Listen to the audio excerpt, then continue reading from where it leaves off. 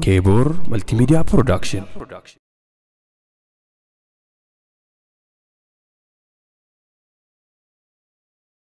بسم الله والحمد لله والصلاة والسلام على رسول الله صلى الله عليه وسلم.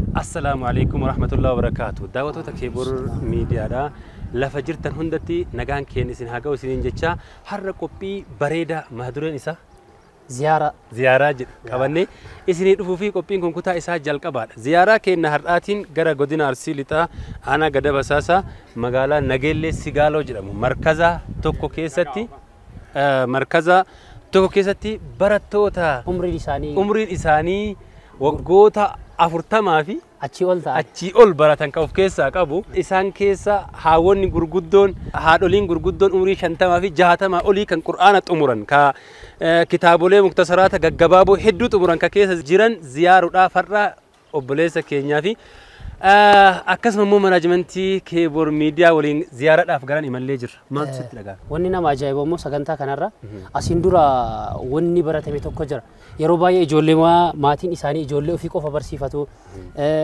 دائما وفي قفا برسيفتو أكسم مو إجولي ما عمرين إساني ديدا ما غرتي قفا براتو أكسيتي بيكام غرو أما مو هرا وانا دارجين نموت عمرين إساني صدما أفرتما في أتشولتان غاف القرآن أبو سيدان وان أداتي كن إمو حواسك إنك ستيلي سينا إسا يرو جلق أباتيف دلقا مارو فكاتا يو جني سمو تنكافنو كناف أسيتي كوبي بريدا أرغودا في داواتشو ديمتاني كوبي كان أمو إينو في إينو أصبحي إيقالامان كان جرو أبوليتين تينا فوزيا شي أيوب أصباتين وديسيتي ولتي ديبي تركين كيسانا قطورة سغنتا كينياتي وردفون نفاناتو سنين جدا زيارة تكفان كان لما فادان ولتي ديبنا والسلام عليكم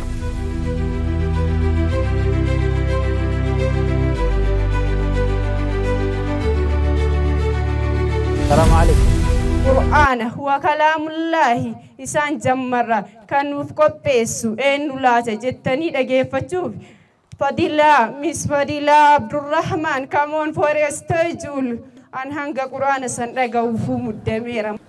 أعوذ بالله من الشيطان الرجيم بسم الله الرحمن الرحيم إنا فتحنا لك فتحا مبينا ليغفر لك الله ما تقدم من ذنبك وما تأخر ويتم نعمته عليك ويهديك صراطا مستقيما وينصرك الله نصرا عزيزا هو الذي أنزل السكينة في قلوب المؤمنين ليزدادوا إيمانا مع إيمانهم ولله جنود السماوات والأرض وكان الله عليما حكيما ليدخل المؤمنين والمؤمنات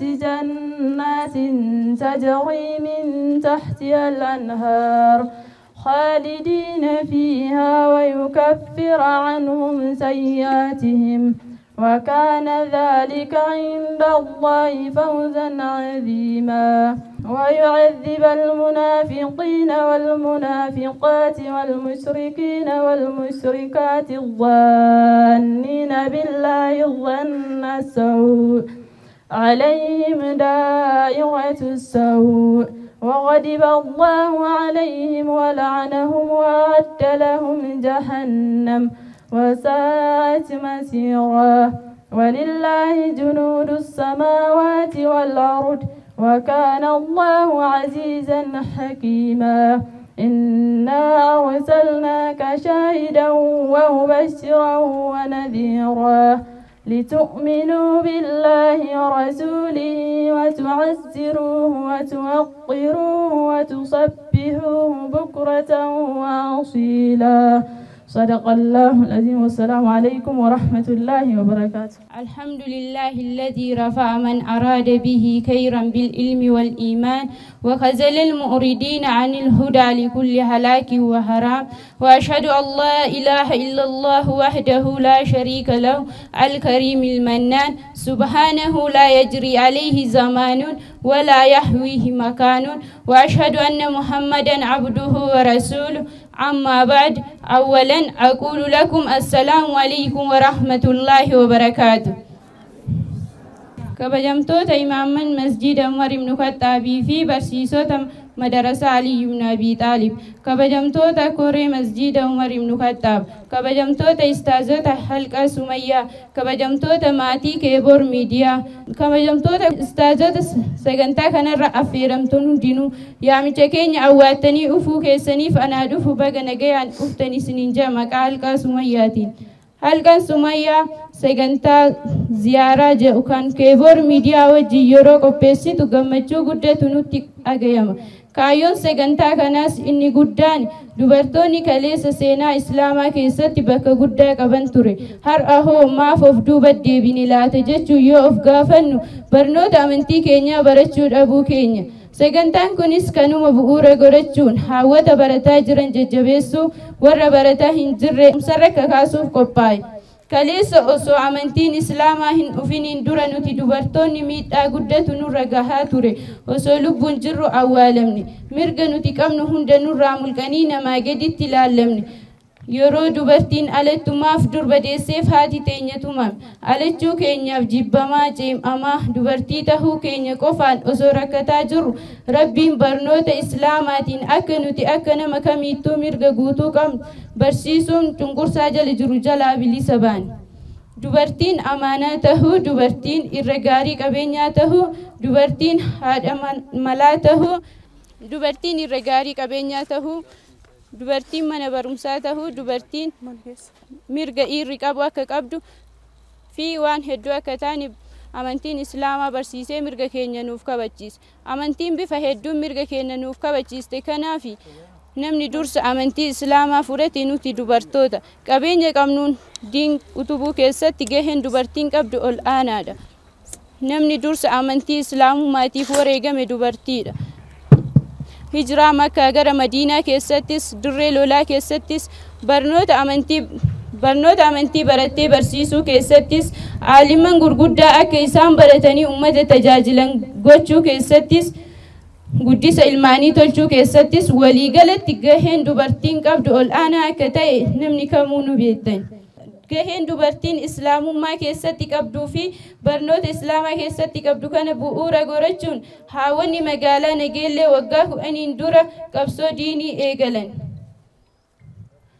Alqaa'idatuun nuuraaniyaa fi qur'aana masjida Umar ibn Khattaab keessatti Ustaaz Hajariin irratti eegalan. Ustaaz Sheikh Ahmadiin irratti barnoota bifa da'waatiin barnoota aqiidaa fi tawhiidaa barataa turan. Yeroo Ustaaz Abanitti Kalaawii Sheikh Habiibii fi Sheikh Ibraahimii deemanii barataa turan. Osoo haala kanaan barataa jiran hawwii fi qabsoon dubartoonni barachuu qaban bakki itti barachuu qaban namni itti yaaddee yeroo kennee fi bakka godhee fi barsiisu abuu isaanii Ustaaz Sheikh Ahmad waan beekaniif jama'aa isaanii wajjin marii godhanii akka haawwanni barataniif kallattii kaayan. Jama'aan isaaniillee haawwata yaamicha eegalan. Jama'aa irraa warri haawwata yaamuu eegale Sheikh Abdul Hakim Muhammad, Sheikh Awwal Hassan, Sheikh Fuad Abdi, Sheikh Awwal Safi barumsa masjida keessatti eegalchiisan. Yeroo barumsaa fi nama barsiisu godhanii haala gaariin eegalan. Boodarraan Sheikh Junaydii Rabbiin biyya keenya fidee ustaazota duraanii irratti nuuf dabalaman. Yaamicha yeroo masjida irraa godhamuun baay'inni haawwataa baay'ee dabalee ture.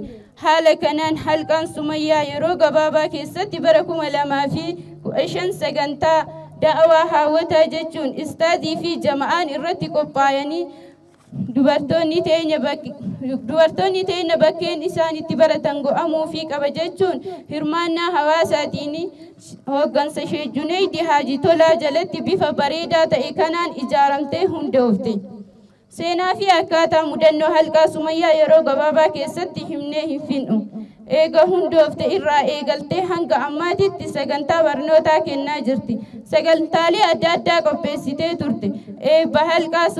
Eebba barattoota halqaa Sumayyaa barattoota 300 ol eebbistee jirti. Barattoota hedduu horattee jirti. Badhaasa majlisaa aanaa Gadab irraa koree raabixaa fi halqaa ilmiyyaa irraa argattee jirti. Hawaasa bal'aa biratti jaalalaa fi beekamtii guddaa argattee jirti.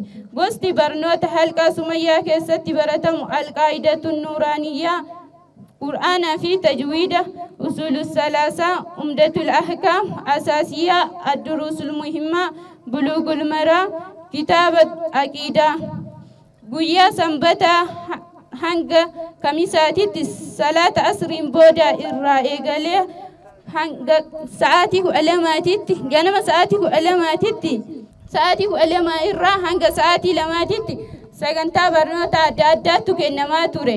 Guyyaa jimaataa fi guyyaa sanbataa da'waa waliigalaati. Walumaa galatti wanti iddoo kanatti waliin nu qabe barnoota waan ta'eef ammas barnoota keenya jabaannee itti cimna kaayyoo jedhu qabna.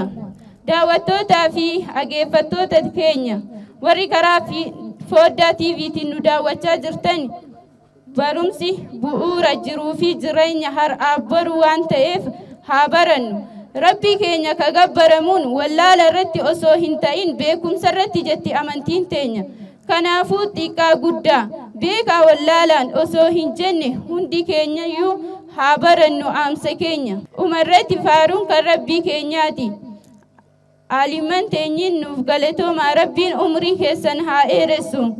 Ustaazonni teenyiin jalqabaa hanga ammaatti nu barsiisuu keessatti nutti taartan galatoomaa rabbiin isinirraa haa jaalatu. Imaammanii fi koreen hawaasni magaalaa Nageellee hundi keessanuu warri haala nu mijeessitan galatoomaa rabbiin isinirraa haa jaalatu. Warri maatii Keebor miidiyaa nutti dhuftanii sagantaa kana nu wajjin qopheessuu keessaniif galatoomaa rabbiin isinirraa haa jaalatu. Hunda keessanuu rabbiin hojii keessan isinirraa haa jaalatu.